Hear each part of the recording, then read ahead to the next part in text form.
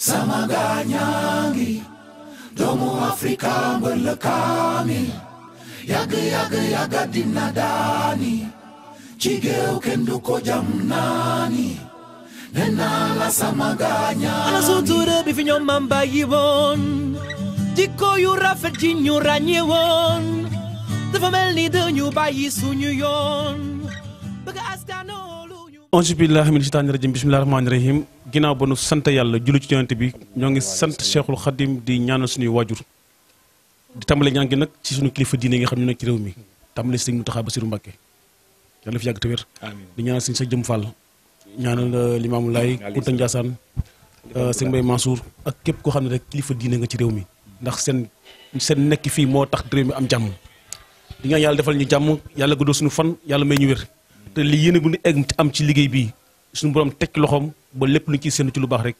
ñu atteindre suñu objectif incha allah bu neexee yàlla. tey nag dañ ñëw ci benn sujet par rapport à la Chine comme dañ toll ci jamono joo xam ne jamono révolution la jamono développement économiquement mentalement lépp luy maanaam révolution ci bépp structure rek ci loolu lañ jëm tey waxtaanee ko jël un exemple la Chine bi nga xam ne tey. moom la ñuy wooyee le pays de référence mooy pays bi nga xam ni moom la ñuy wooyee la première puissance économique actuellement nii xam naa nag ci kanam tuuti nag gënoon dem ba nekk nag puissance en armement mais actuellement ni c'est économique tey nag du ma def loolu ànd ak sama mbokk taalibe bi nga xam ni mooy Seylaay di sama naataango chaque jour ñuy ànd liggéey bi Seylaay du ma def loolu jox rek nga nuyoo. après ñu tàmbali liggéey bi. d'accord. ba'da a'uuzu billahi minash shaytaanir rajiim ñu tàmbale ci bismillahi rahmaani rahim comme d'habitude en avance di saluer tous nos amis internautes yi nga xamante ne ils nous suivent dans le diaspora donc di leen nuyu et di leen remercier bu baax parce que comme on dit souvent que ne wax yomb na mais wax pour ñu dégg la moo xaw a jafe et que pour ñu ñuy motiver aussi parce que c'est eux notre motivation donc alhamdoulilah à travers tous ñu ngi leen di nuyu à travers Indo maa ngi leen nuyu aussi partenaire moom mu ngi ba Belgique mais ils nous suivent souvent mais en même temps tamit j'ai un gars boo xam ne mi ngi tudd Moussa Samb ok Pape Sow waa groupe Lumpumpi maa ngi leen di ziar ñoom ñëpp parce que chaque jour ñoo ngi topp émission bi ñoo ngi États-Unis ñoo ngi Espagne ñoo ngi Belgique non man je me dis que ni Coach Barma sax gars yi on est suivi presque à l'extérieur partout ouais, on peut dire au Sénégal mais à l'extérieur je pense qu'il faut développer donc alhamdoulilah quoi donc on vous salue tous donc merci encore une fois de nous donner l'opportunité d'être là et de parler d'un sujet qui est très sensible bi nga xamante ne c'est la Chine bi nga xamante ne c'est un pays référence actuellement dans le monde donc on est fiers d'être là et d'en parler aussi et en avance aussi di saluer mes parents comme d'habitude du ma leen fàtte samay sëriñ di leen nuyu suñu kilifa yu baax yi nga xamante tey suñ toogee fii ba mën a toog di wax c'est grâce à ñoom ginnaaw yàlla ak yonente bi donc on vous salue di leen ñaanal gudd fan ak wér ak wérle di ñaan Sénégal sunum réew actuellement xam nañ ne yëngu na mais yàlla mi am jàmm yàlla fi delloo jàmm amiin parce que ñun jàmm rek la ñu xam donc yàlla defal ñu jàmm defal ñu ko ñëpp barki yonent yàlla Muhammad donc bismillahir rahmanir rahim kon nag tey Seylaay dañuy tàmbalee maanaam ci def benn résumé rek bu ndaw ci l'histoire de la Chine bien avant les années 90 ok parce que Chine am na fu mu jaar na ci ay maanaam ay ndëgg sërëx yu metti yoo xam ni moom moo leen permettre tey aujourd'hui tey ñu toll fi ñu toll tey donc amoon na monarchie amoon na une royaume boo xam ni ñoo nekkoon foofu di jiite réew ma après ñu ñëw nag ci ñi nga xam ne ñooy les occidentaux les anglais ñu envahir la Chine d'accord donc àndal ñi nga xam ne ñooy ay nationalistes nekk ci réew ma comme rek li xew ci pays africains yi mais Chine ba ñu demee ba ci biir dañoo xam ne lii sampul kër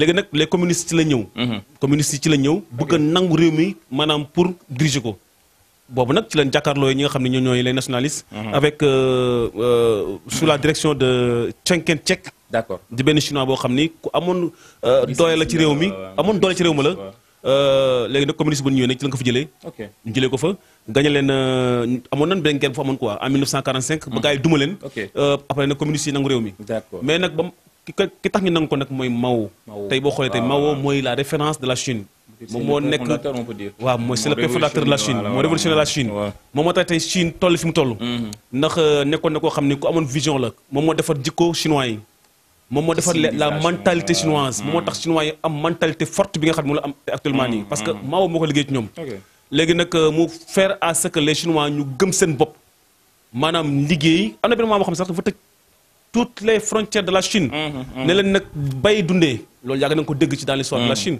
bay dundee tëj les frontières mais la seule ouverture bi ñu amoon moom mooy mooy avec l'URSS. Ok. ci gouvernance su Staline. léegi nag ban demee ba ci biir nag ñu ànd ak Staline mais comme que boobu Russe URSS amuñu woon xaalis bu ñu offrir à la Chine. donc lan la mun def dañu mun def transfert de compétence. maanaam dañu jël seen xam-xam. envoyé 10 000 techniciens en Chine. ñu dem former les Chinois. mais à l'étranger. non dañu jógee URSS. Chine boobu accord la woon quoi. ok.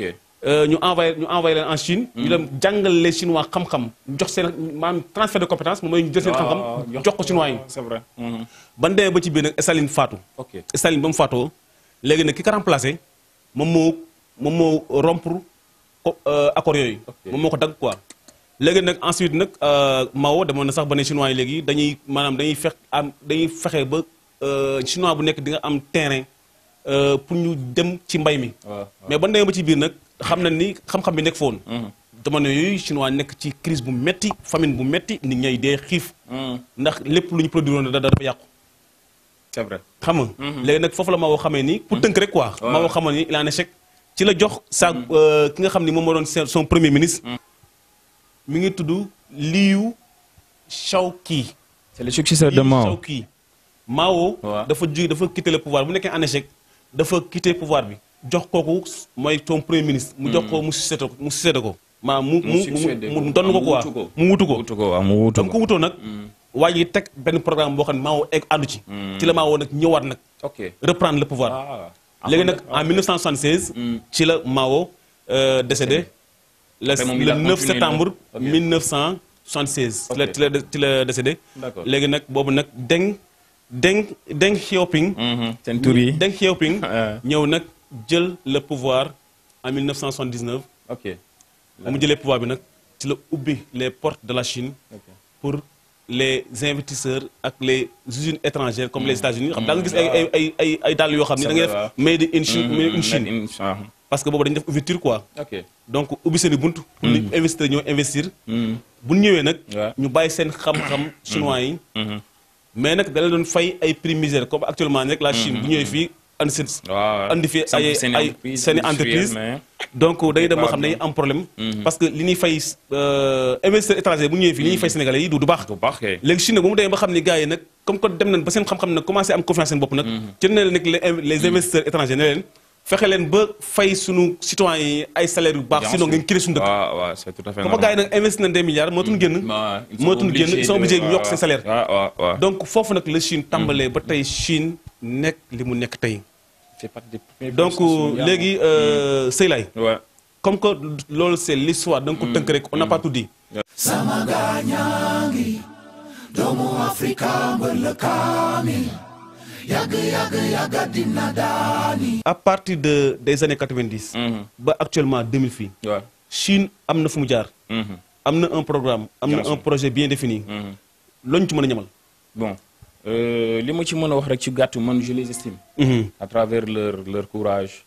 leur savoir faire ak seen xarañte parce que damay fàttal des fois ak seen patriotisme c'est patriotisme avant tout parce que pour jariñ sa réew il faut patriotisme avant tout un vrai patriote donc li yonent bi doon wax sallallahu alayhi wa sallam que ne xam-xam jar na dem uti ba Chine dama ragal wax boobu waxee ko woon par hasard parce qu'il y avait quelque chose bu mu doon gis tey Chine on peut dire man dama naan le drapeau rouge sur le continent noir parce que du Sénégal kese ils sont partout en Afrique on peut dire parce que même drapeau bi sax am na loo xam ne bu naa ko expliquer ñi nga xam ne topp émission bi il faut que ngeen dem sur le net ngeen gëstu la Chine allez voir les documentaires sur la Chine parce que documentaire sur la route du soir waaw mais émission boobu les routes de la soie da lay inspiré mais le drapeau problème moom mooy le drapeau c'est en rouge mais il y a une bande boo xam ni jaune au milieu drapeau bi ñu la commencé il y a un des leurs boo xam ni koo xam ne ci ñoom la bokk mooy leen bis mu ko defee day wane ne que la Chine est divisée en deux léegi nag la changé seen drapeau bi def ci jaasi bi ak marteau bi plus les 5 étoiles des vrais patriotes donc bon ça va comme on dit souvent la Chine moom ñoom ñu ngi noonu yàlla moo leen may donc moom ñoom laa tuddee le drapeau noir le drapeau rouge sur le continent noir donc bi may rappelé wu sànq maa ngi lay souligner que en novembre 2006 ñu njëkk def sommet bi nga xamante ne mooy sommet historique bi nga xamante ne c'était la première fois donc avec des chefs d'État africains Chine-Afrique waaw Chine-Afrique donc il y avait 48 chefs d'État africains sur 53 du continent donc ces jours-là ils ont fait des promesses en plus ils ont tendu la main main aux Africains. Parce que après xoolal bi guerre bi amee en Congo en 92 93. boobu après la génocide. il y a eu que du désastre. au Congo. mais eux ils ont su que ne ñoom dañoo soxla loxo. te boobu Congo dafa daanu carrément complètement. donc ils ont su que ne il va falloir qu'ils le tendent la main. pour dimbali leen. ñu infrastructure yu bari. donc ils ont tendu la main. ñuy defar ay hôpital ay Congo et cetera beaucoup de choses yoo xamante ne ils l'ont développé. te xam naa ne su fekkul woon te ak ñoom. tey Congo du agsi fi mu agsi. donc on peut dire que certainement que les Africains ont vraiment besoin de la main. la Chine. pour atteindre leur objectif sur certains projets. foofu nag le Congo pour def benn entre parenthèses maa ngi jégalu ah. amul solo def benn entre parenthèses par rapport à la France. parce que Elf mi ngi au Congo. pendant 30 ans Elf mi ngi exploité le pétrole. du Congo en plein océan. pendant 30 ans Congo xamuñu sax ñaata la ñuy jël de baril par jour. en Afrique. donc fu la boo na souligner rek. dëgg la. maanaam entre les Français et les Africains comment nu ñuy utiliser quoi pendant des décennies. donc on peut dire que tamit des fois damay toog ak sama benn bro ñuy wax mu ne ma est-ce que tamit c'est que nekkul ne ñoom chinois yi dañuy coloniser aussi. nekkul dañuy exploiter man ko peut-être c'est un pari gagnant. mais est-ce que gagnant bi ëppewul ci ñoom chinois yi. parce que tamit lu waay di def lu nekk intérêt nga ci jiital. parce que àdduna actuellement comme on dit que ni man sama xalaat lay wax quoi. la diversification c'est une partenariat économique bi nga xamante ne c'est une bonne chose actuellement nii. donc mais pour tous. moo xam Europe la moo xam Chine la wala Afrique lay doon. mais on a besoin de se divertir. on a besoin ku nekk tal ouverture oui. ouverture bi dañ koy soxla. donc avec la mondialisation personne ne peut plus se fermer tamit. sur lui-même. donc il faut s'ouvrir. te mondialisation bi sax moom moo dimbali chinois yi. voilà il faut s'ouvrir et s'étendre la main. mais est-ce que intérêt bi ëppewul ci chinois yi. parce que man damay wax ne ñoom du ñu def sans rien en gagner en retour. donc ils ont un intérêt total boo xamante ne moo ngi ci ginnaaw. boo xamante ne moom lañ ciy séntu. mais c'est tout à fait normal quand même. képp kuy def fenn sa xaalis aussi dafa am leneen loo fay séntu. pour en gagner plus. donc c'est un gagnant-gagnant. mais c'est un gagnant boo xam ne c'est plus pour les Chinois. donc c'est ça. man moom noonu laa koy gisee quoi. léegi nag foofu gis nga Chinois yi. Chinois yi amuñu benn pertement par rapport ak bu doon defee ay milliards parce que boo déggee ñu ne y a 1 million de Chinois en Afrique. 1 million de Chinois yoo xam ni ñoo ngi en Afrique. mais man maa leen tiré chapeau quoi parce que dañu liggéey ba egsi fi ñu toll nii. parce que Chine y a rien Chine amul mine. amul pétrole amul or amul diamant amul dara. amul dara amul benn source bu tax ñu wax mais nag li gën a grave mooy que ne gis nga li lay wan ne ils sont tellement intelligents bu ñëwee cim réew tey par exemple ñu prêter la xaalis donc somme bi lu mu bari su fekkee ne dem nga ba mënatoo ko fay dañuy exploiter ces sources minières yi. Sri Lanka noonu la ko def même Congo je pense que noonu lañ leen def dañu dem ba mel ne sans financer leen xaalis bu bari bi ñu demee ba mënuñ ko fay ñu récupérer seen yenn mines yi gérer ko seen bopp donc ils sont tellement intelligents et que mooy li nga wax rek des vrais patriotes. C'est eux qui vont développer leur pays. Donc nous, c'est dommage que nous, les Africains, on ne peut pas développer certaines choses. Donc on donc avec eux, on pourra développer. Ça que nous allons développer après, le bari ci ñom la jëm. Parce que comment imagine tay lu melni bo démé dans le forêt est bi nek Congo. Tay sen bois yu bari tay buñ ko couper 60% yépp Chine la jëm. Mais après dañ koy dem Chine ñu défarat ko indi ko di ñu ko jaay dans l'Afrique. Donc ce qui veut dire des meubles à 1 million. Ouais, c'est nous les perdants alors. C'est nous les perdants mais bon. Ce qui montre toujours que ce sont des vrais patriotes. Parce que li ñuy wax rek un patriote rek moom mun développer réewam. Donc eux ils n'ont pas vraiment de ressources. Mais ils ont créé des ressources en dehors de leur pays pour s'enrichir. Et c'est vraiment du respect à eux quoi. C'est vraiment du respect. parce que xam nga Chine même sax en Europe. dëkk bi mu nekk je ne pense pas que est-ce que fàttewuma tur bi am na dëkk boo xam ni seen port bi. Chine moo yor gestion bi. Ok. en Europe. Sri Lanka, en plus, ils ne sont pas présents que sur le sol africain. Hein. Non, ils sont partout. Non, c'est des puissances. Ils liguent en plus. C'est un système de ligue, c'est extraordinaire. Non, c'est extraordinaire. Moi, les patriotes, même si vous avez un réew sans faire industriel, c'est une entreprise, vous avez fait des domi de qui fa di liggéey. Et c'est important. Te li gën a grave moom mooy xam nga Chine en 1953 ñoo ngi ci 602 millions d'habitants. Mais xam nga li naan population. bu bëri kenn mënu leen développer. C'est vrai day dépendre ci population bi. parce que xam nga Chine seen puissance xam nga la. mooy la population. waaw seen marché dafa rëy. seen marché toll na ak boo xoolee ba xool am na équivalence su marché africaine. ok seen marché dafa rëy. moo tax chinois bu fa créer dara boo fa créer marque rapidement tu deviens milliardaire. parce que lu chinois di jaay. chinois yëpp moom la ñuy jënd.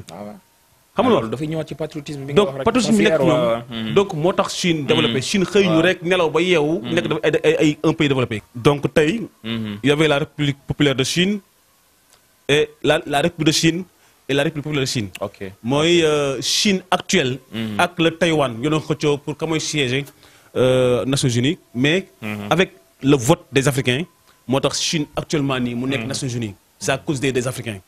Elle est en réalité le résultat d'un problème. La Chine a désespérément besoin d'alliés.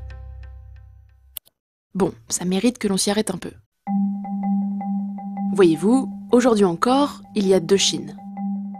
La République de Chine, qui contrôlait le continent jusqu'en 1949, mais qui aujourd'hui n'administre plus que l'île de Taïwan, et la République populaire de Chine, qui depuis 1949 contrôle le continent. Bien sûr, les deux prétendent être la vraie Chine. Et ça, ce n'est pas possible. En 1971, l'Assemblée générale des Nations Unies doit donc voter pour décider qui des deux représentera officiellement la Chine à l'ONU. Et malgré les efforts des États-Unis, proches alliés de Taïwan, Pékin est finalement admise à la place de Taipei, grâce entre autres au vote de 26 États africains.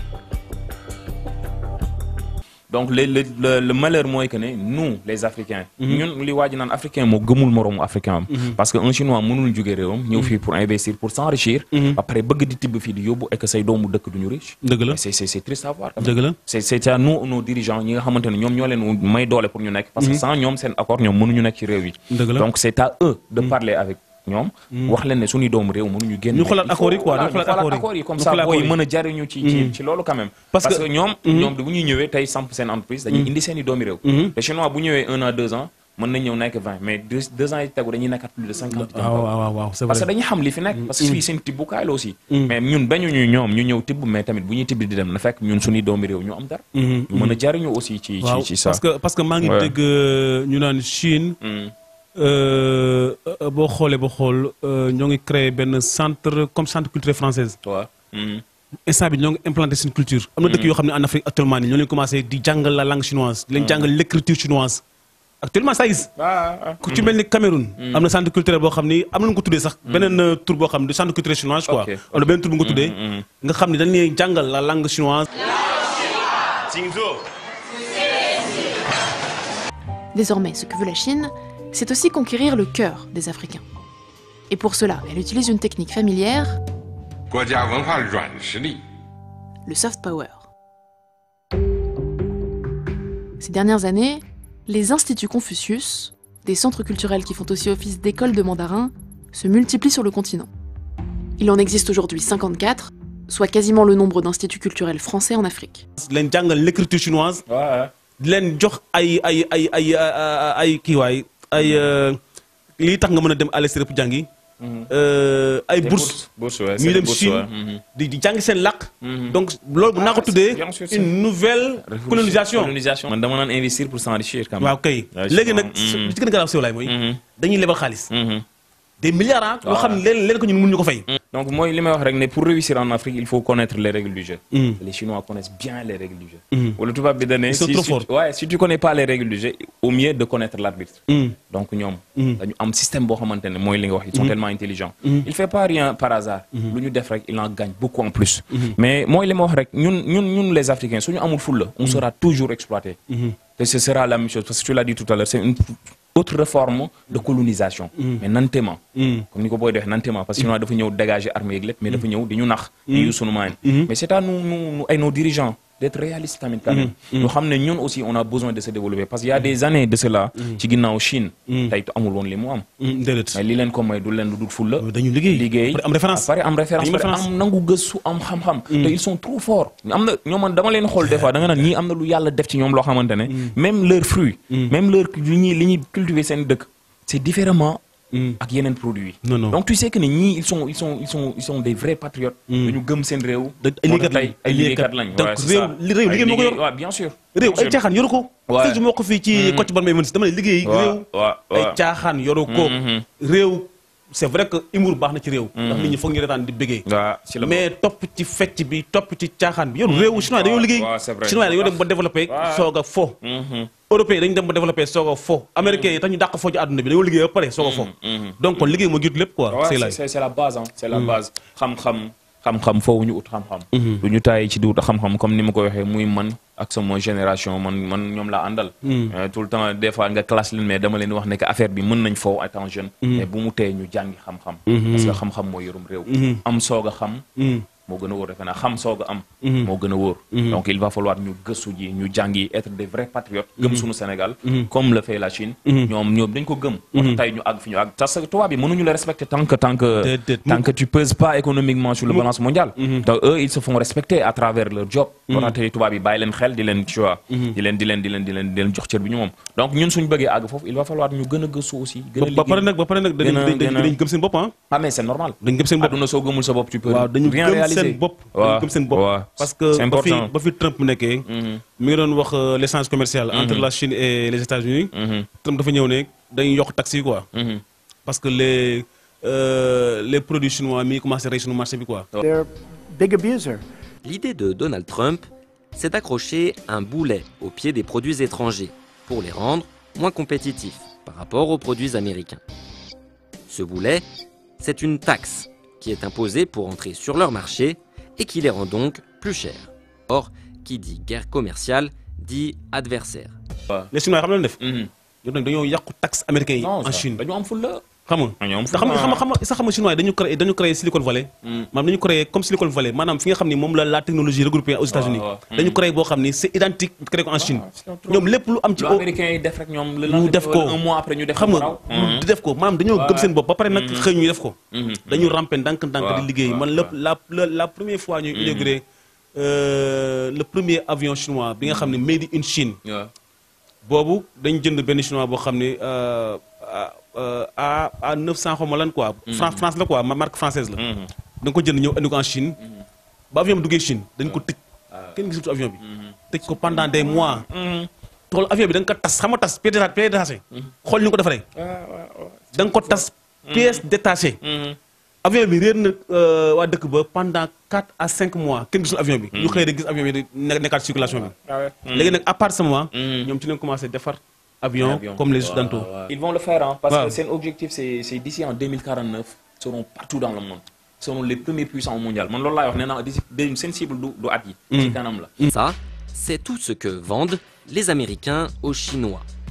Et ça, c'est tout ce que vendent les Chinois aux Américains.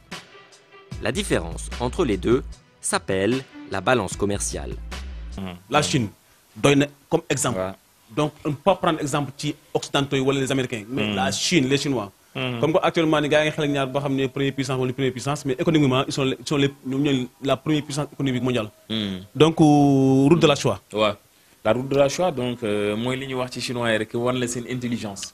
ak seen mentalité dafa romb ak. seen vision mu rëy quoi donc mooy li ma la naan seen objectif c'est pas d'ici 2022 30 c'est d'ici 2049. ñu téye adduna bi.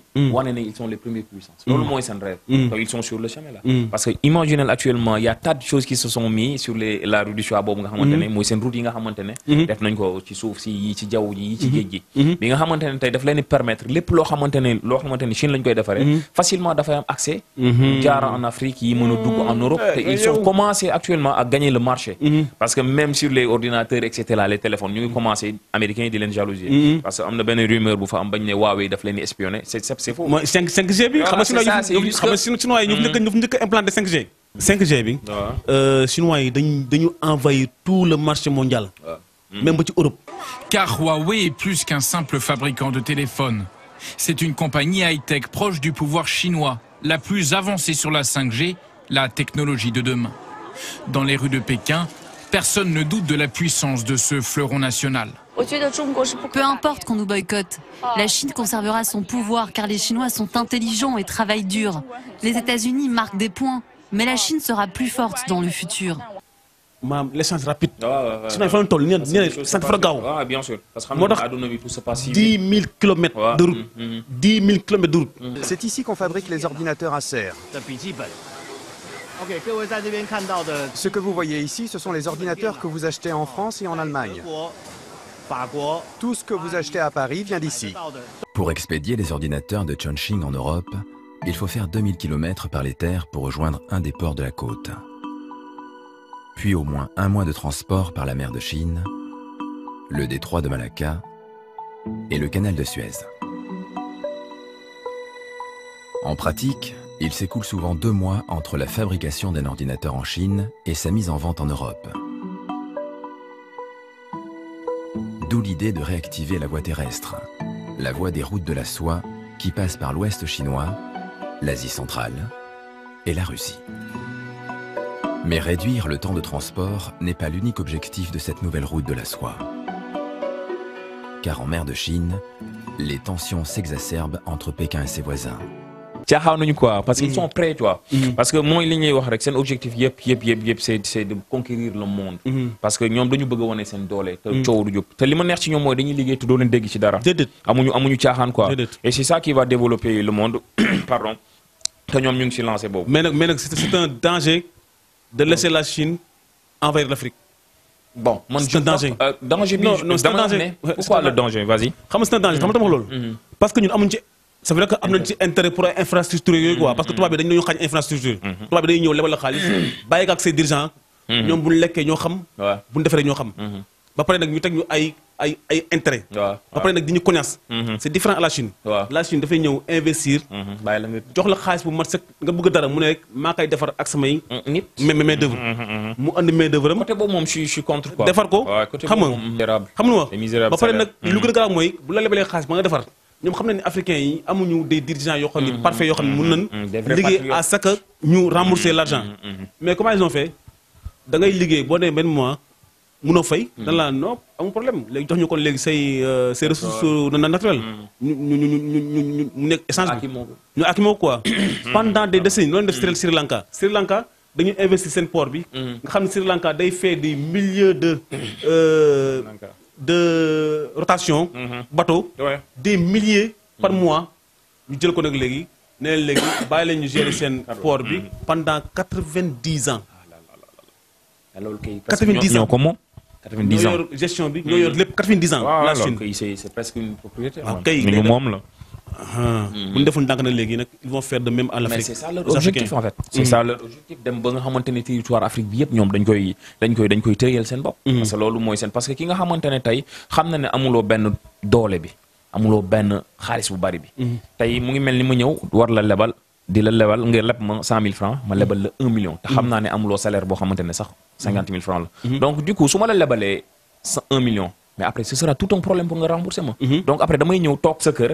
xool li nga xamante ne moo fa gën a baax. ma aki non wala jox ma sa kër lay wax. wala jox la sa kër. En 2015, la Chine a donc prêté plusieurs milliards de dollars au Sri Lanka pour la construction d'un gigantesque port au sud de l'île. Sauf que noyé dans ses dettes, le Sri Lanka ne peut plus rembourser. Comme alternative au remboursement, Pékin propose alors de prendre le contrôle du port pendant 99 ans. xam-xam moo yor réew. al-ilmu huwa al-iman. ak sunu dirigeants yi ne il est temps ñu jël nos enfants sénégalais nos enfants africains ñu ubbi les portes de la formation jàngal leen xam-xam technologie industrie l'agriculture mooy réew technologie industrie agriculture ak science mooy réew. le savoir est une arme. waaw mooy réew quoi. waaw te Chinois fa lañ jaar Chinois fa lañ jaar pour être aujourd'hui première puissance économique bi. c'est leur arme fa lañ jaar parce que machine bii nga gis nii. ça vient de la Chine. waaw. te pourtant Europe la jógee. mais soxlawuñu yeneen gars yi nga xamante ne dañ fi nekk lu dul seen propre intérêt. te Sénégal loolu moo fi bari ñu ci bari dañuy sóob mais xoolal seen bopp lañ fi nekkal. te ñun on n'a pas besoin de cela. moo tax nag bu mu am mu dolli. faites-vous la politique comme Mao. waaw faites-vous la politique comme Xi Jinping le président actuel de la Chine. la politique c'est pas un métier. c'est pas un métier. nekkul loo xam ne dañ ko wut xaalis. waaw dem leen wuti métier avant ngeen nekk. quelqu'un dans un gouvernement. non du regukaay. ne dépendez pas maanaam pour gouverner rek nga mën a am xaalis. mais loolu Sénégal am nañ seen métier non dañu war am métier ba pare am métier soit ngeen nekk crack wala ngeen nekk intellectuel wala ngeen nekk ay diplomate xam nga wala ngeen am métier quoi. mais ñu ci bari tey avant ñu accéder ci pouvoir. du ñu woon yor lu bari tey bari na fi. sunu njiitum réew mi tey avant muy accéder présidentiel avant muy ci gouvernement Abdoulaye Wade gis nañ ne mu demee woon. gis nga galère bi mu doon dund. dañ doon wax sax que ni dafa logé woon xaw ma di am c'est-à-dire et cetera. mais le plus important mooy que ne li ñuy wax rek. le patriotisme. c'est vraiment important. sinon sans loolu on sera toujours comme ça. moo tax pour ça damay ñëw ci benn élément boo xam ni le 66e AG des Nations Unies. Sarkozy am na lu mu waxoon. ma tegal leen vidéo bi ngeen ko benn extrait bu ndaw la rek 2 phrases 3 phrases après ñu ñëwaat ci plateau bi. Que lorsque vous arrêterez Kadhafi, il sera jugé.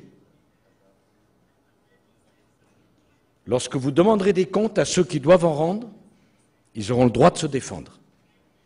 C'est comme ça que vous construirez l'avenir de la Libye, avec tous les Libyens qui pourront participer à cette reconstruction. Et le plus tôt le gouvernement sera en place, le plus tôt cette démocratie libyenne sera en place, le mieux ça sera. Et je voudrais terminer en disant une chose. Il y a beaucoup de gens qui nous interrogent et qui disent « Mais dans le fond, est-ce que vous n'avez pas peur qu'à l'avenir, il y a un régime pire que celui dont vous avez débarrassé la Libye ?» Je voudrais leur dire une chose. La peur n'est pas bonne conseillère. Avec des raisonnements de ce type, les Européens de l'Est ont gardé la dictature communiste pendant des années. Avec des raisonnements de ce type, nous-mêmes, pays européens, nous avons toléré des régimes que nous n'aurions jamais dû tolérer. La liberté n'est pas sans risque. Mais la dictature, c'est la certitude de l'échec. waaw kon gis ngeen vidéo bi. Sarkozy moo ko waxoon à la 66e AG des Nations Unies. moom moo doon président de la France avant Macron ñëw lii la waxoon nu mu ko waxee. bon daf ne woon la liberté n'est pas sans risque. loolu la Sarkozy waxoon. n'est pas sans risque. Voilà, la liberté n'est pas sans risque. C'est après la chute de Kadhafi voilà, en Libye. Après la deuxième fois, après mu ne la dictature, c'est la certitude de l'échec. C'est la dictature, c'est la certitude de l'échec. léegi nag foofu moom. du ma fa jàngat je n'ai rien à dire. c'est à vous d'analyser. léegi. waaw di wax alhamdulillahi rabbil alamin et di le remercier encore une fois comme je le fais à tout moment et que parce que yombul. parce que fan yëpp yaa ngi may doon topp pour ma gëstu parce que da nga may soññ pour ma jàng da nga may soññ pour ma gëstu nit bu lay def loolu man moo ma gënal ku lay jëkkati di la jox alal parce que ku lay soññ nañ la jàngal wala demal gëstu kooku il veut que tu sois quelqu'un donc je te remercie encore 1000 fois di la ñaanal Kocc Barma Events yàlla na dem ba nekk Kocc Barma TV donc di saluer toute la famille Guèye sunu maquilleuse yi sunu camérawoman bi madame Guèye et cetera njaboot gi fàttewuñ kenn di nuyu waat samay waajur ak ñi nga xamante ne ñu ngi seetaan bitim réew lu mel ne Endo l'international sama jigéen bu ñaawul boobu maa ngi lay nuyu après naa la envoyé son bi inshallah mooy son bi ngay def générique Salimto daf ko bëgg nag voilà neewoon na pour mu wax la nga envoyé ma ko pour ma mën ko jox parce que sama jigéen la sama Endo bu ñaawul moom nuyu naa lu bari donc inshallah dinañ leen ko yónnee di leen nuyu suma sise yi na États-Unis France et cetera yéen ñëpp ñu ngi leen di nuyu et di leen wax ne lépp lu fi baax rek sunu borom loolu lu fi matadi tamit sunu matadi la donc di wax alhamdulillahi rabbil alamin di nuyu samay parents bu baax ak samay ñaari doom yi donc je vous salue et que je vous dis à bientôt sur notre émission. jërëjëf Sey merci beaucoup man tamit ma gën a bég ci yow kontaan naa ci yow vraiment ku neex a ànd nga tamit parce que chaque fois da nga may gën a ñaaxaat moo gën a liggéey te vraiment loolu ko am moom da ngay def loolu rek téye ko quoi. sant yàlla bu baax di ñaanal suñuy waajur yi nag yàlla bàyyi leen fi. ñu yàgg ak ñoom lool yàlla bàyyi ñëw suñu njaboot. donc yàlla tamit barkeel leen dem ba nga xam ne lépp lu ñuy xaar ci ñoom dañu gis ci ñoom. di wax ni Sénégal nag ñun li ñuy def nii.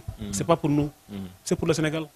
donc comme on a eu la chance ñun nekk ay jeunes yoo xam ni am nañ possibilité de sensibiliser la jeunesse donc amuñu dara lu ñuy def naan li ko Sey la waxee rek ëpp ñu koy xam-xam dañuy gëstu rek la ñuy def. donc moo tax lii nag porte d'ouverture rek quoi pour li nga xam ni bëgg nañ découvrir la Chine moo tax ñu xaw ko laal tuuti xam naa mënuñu nett lépp sur l'histoire de la Chine. mais dañ ciy laal ay angle rek. pour nit ñi am permettre à ce que ñu pour ñu inciter leen ñu dem def gëstu sur la Chine c'est important. parce que Chine c'est une référence pays référence la par rapport au développement kon bokk jërë ngeen jëf Sénégal yàlla na ci yàlla def jàmm. amiin yal na yàlla seral li fi xew yàlla musal ñu te sàmm ñu Sëñ Sidi Mata waxoon na. Sénégal jàmm moo fi am tey ak ëllëg ku fi ndara andi ay. point d'interrogation. ma dolli la ci que ne moom Abdoul Aziz li mu waxoon. waaw Abdoul Aziz Dabakh yàgg na wax gis ñu mel noonu dañoo crivé dañoo war a wax bu mu déglu benn audio bu muy wax ne sénégalais yi bu yeewu leen bu leen benn politicien jaral ngeen di sànni xeer di rayante la jeunesse yeewu leen. mus ñu fi jigéen nag. voilà tax seen i kàddu ngi si ba léegi. voilà yeewu leen. sama gaañaangi doomu Afrika mbël kaamil yàgg dina daani ci géew kenn du ko jam naani nena la sama gaañaangi ana sutura bi fi ñoom maam bàyyi woon jikko yu rafet ji ñu ràññee woon